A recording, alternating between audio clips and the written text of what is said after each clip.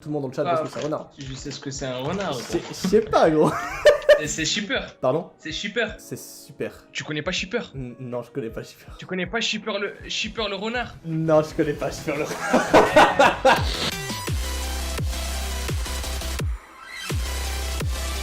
Bonsoir à tous, bienvenue dans ce petit live. On a un putain de planning ce soir, hein, je vous le dis cash, on a un putain de planning de malade. On va faire un duel d'anecdotes flippantes. Ça veut dire que chacun son tour, on va se raconter des anecdotes qu'on a vécues. Et l'autre devra deviner si l'anecdote est réelle ou si l'anecdote est inventée. Si l'anecdote est fausse, l'autre personne devra deviner quelle partie est fausse ou si la totalité de l'anecdote est fausse. Est-ce que tu veux commencer toi, Adam? Est-ce que tu veux que je commence moi? Moi j'ai des petites anecdotes de prête, mais si tu veux commencer, tu peux, bang bang, c'est égal. Vas-y, commence. On est parti pour le duel d'anecdotes. Première anecdote. Ça s'est passé, j'avais environ 13 ans. Ouais. C'est tout. Ah bah putain, plus la merde. Est-ce que c'est vrai?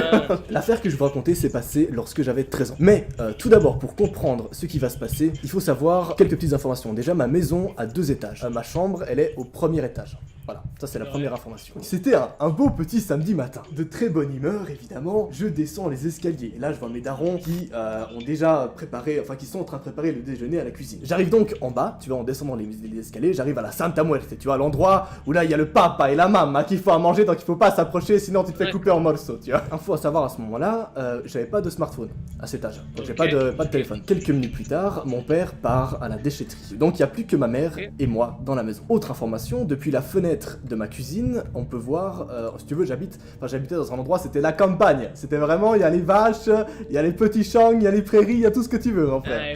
Les fermiers, d'accord. Il y a les fermiers. Mais du coup, donc depuis la fenêtre, tu voyais sur des champs avec des vaches. Voilà, à ce moment-là, d'un coup, le matin, je vois quelqu'un qui marche sur un champ. Donc sur le champ qui est devant chez nous. Je sais pas qui est cette personne. Elle est genre environ à 200 mètres à ce moment-là, sur le champ. Et c'est bizarre parce que d'habitude, il y a vraiment personne là-bas, tu vois. C'est en mode vraiment, t'as que des vaches, pour te dire. Je me dis, c'est peut-être le fermier, mais c'est quand même vachement étrange parce que le gars il marche, mais comme s'il était un peu bourré, tu vois. Ouais. Un peu comme un zombie au loin. Et du coup, j'arrive et je dis à ma mère en mode, mais meuf, enfin, je lui dis pas meuf, mais enfin bon, t'as compris quoi. Et je lui dis genre, wesh, c'est qui ce gars? Est-ce qu'on attend quelqu'un? Depuis quand est-ce qu'il passe par là? Voilà. Ma mère elle dit, bah je sais pas, je m'en bats les couilles, enfin voilà. Donc moi je me dis, bon bah je vais quand même aller voir qui c'est ce gars-là, tu vois. Je sors à ce moment-là de la maison. C'est un peu une ambiance matinale, très calme.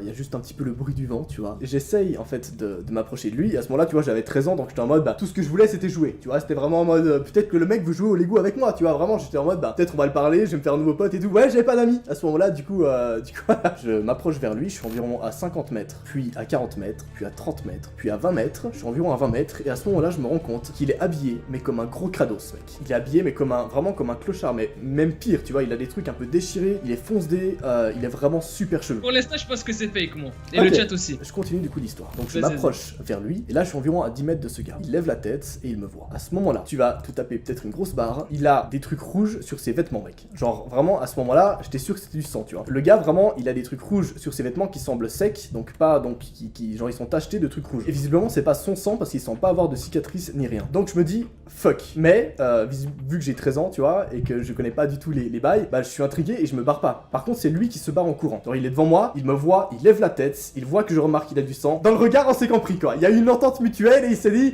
oh shit. Et là, il est parti en courant. Vraiment, il est parti, mais il a fait le sprint de sa vie. Moi, j'étais en mode, oh, what the fuck? What is going on, bro? I just want to play. Je reviens ensuite vers ma mère, et ma mère me croit pas. Aujourd'hui, ce que j'en pense de cette histoire, si elle est réelle, c'est que c'était un peintre. Mais c'est aussi possible que ce soit un mec qui ait tué quelqu'un juste avant. Qu'est-ce que tu en penses, Adam? Qu'est-ce qu'en pense le chat d'abord? Qu'est-ce qu'en pense le chat? Est-ce que j'ai les couilles d'inventer une histoire comme ça si c'est fake? Maintenant qu'il a terminé l'histoire, dites-moi dans le chat, est-ce que vous pensez que c'est fake ou réel? Dites-moi dans le chat, les gens. Actuellement, il y a pas mal de vrais chez moi, mais je suppose que chez toi il y a pas mal de fake, du coup ça va. C'est vrai, chez moi il y a que des vrais mecs, ça me tue. Fake. Ah ouais, y a pas un vrai putain. Chez moi il y a que des vrais mecs. Fake. Oh putain de merde. Ah encore, putain de pomme de terre. Je pense que c'est l'heure de prendre une décision. Prends ta décision. Prends-la, Adam. Les gens, je vais vous écouter. Putain, mais le truc c'est que à la fin t'as dit ouais, je sais pas s'il était peintre ou je sais pas quoi en fait. Donc bon. Tu sais quoi? Je vais écouter mon instinct. Je vais écouter le chat. À mon avis, c'est fake. Eh bien, Adam, c'est réel. Désolé de t'annoncer ça. I'm sorry, I'm so Ah, sorry. c'est de fou ça. Du coup, pour en revenir dans les détails, alors aujourd'hui je sais pas qui était ce gars. Ma mère m'a dit parce qu'il y avait mon voisinage et des gens qui faisaient de la peinture. Donc peut-être que c'était juste un peintre qui venait faire des repérages. Et moi, vu que j'avais 13 ans, j'ai trouvé qu'il marchait bizarrement alors qu'il avait peut-être juste des affaires de peinture sur lui. Et du coup, c'est pour ça qu'il avait du rouge. C'est ce que ma mère m'a dit. Maintenant, je sais pas si elle a dit ça pour pas que je flippe ou si c'était vraiment le cas. Donc, Ouais. Ok. Donc voilà. Alors du coup, mon histoire s'est passée quand j'étais un peu plus petit. Je devais avoir 15 ans, 15-14 ans, ouais. Et j'étais avec mon petit frère, on était dans la chambre, tu vois, on était en train de jouer parce qu'on était dans une chambre à deux, enfin bref. Ouais. Petit frère et tout. On était dans le noir, c'était la nuit. On était en train de jouer, de rigoler, tu vois, on faisait vraiment de la merde. Et on s'amusait avec le flash, je sais pas si tu le faisais toi quand t'étais petit. Genre t'allumes le flash et tu secoues ton téléphone dans tous les sens parce que ça fait comme une boîte de nuit. Oui, je le faisais, oui. On était en train de faire ça, tranquille, on était en train de jouer, tu vois. Et à un moment donné, tu vois, il y a nos ombres qui se reflètent avec la lumière, tu vois. Donc normal parce que c'est avec le flash, etc. Il y a un truc qui s'est passé, genre on était en train de jouer, tout ça. Je me retourne, je vois une tête. Toute la maison était dans le noir, tu vois. C'était la nuit. Ouais. Mes parents étaient dans la terrasse en train de discuter. Enfin bref, voilà. Nous, on était en bas parce que la maison, elle était avec un étage. On était en bas. On voit une ombre qui dépasse un tout petit peu de la tête, la tête de la porte, tu vois, comme si elle était en train de nous regarder, tu vois. Une ombre vraiment toute noire. On voyait vraiment pas sa tête ni rien. La tête nous regarde comme ça, dépasse un petit peu sa tête de la porte, tu vois. Et dès que je la vois et que je gueule, elle se barre en courant dans une autre chambre, tu vois. Et quand je suis allé justement dans cette autre chambre, il y avait absolument rien. On est parti en criant. Oh là là là là. Et voilà, c'est la fin de l'histoire. Holy shit, bon. Qu'est-ce que le chat pense de ça a priori pour le moment? Moi je sais pas franchement, je sais pas qu'est-ce qu'ils en pensent. Vrai, faux, vrai, faux, vrai. Moi il y a plein de fake. Ah putain mais. Quoi que je fasse c'est fake. Alors franchement chez moi c'est vraiment 50-50. Du coup, en vrai pas mal. C'est pas trop abusé comme histoire, je dirais que c'est vrai. Donc moi tu dis que c'est vrai. Arrête, Donc, tu me fous le suspense là maintenant. Donc ça veut dire que tu penses que c'est réel. Ça veut dire que je pense que c'est réel. Que j'ai vu une ombre qui dépasse d'une tête, tout ça, que... Oh non, fous-toi pas de ma gueule, dis-moi pas que c'est faux. Mais tu peux encore changer d'avis. Donc tu penses que c'est vrai. Oui, je m'attends que c'est vrai. Tu penses que c'est vrai?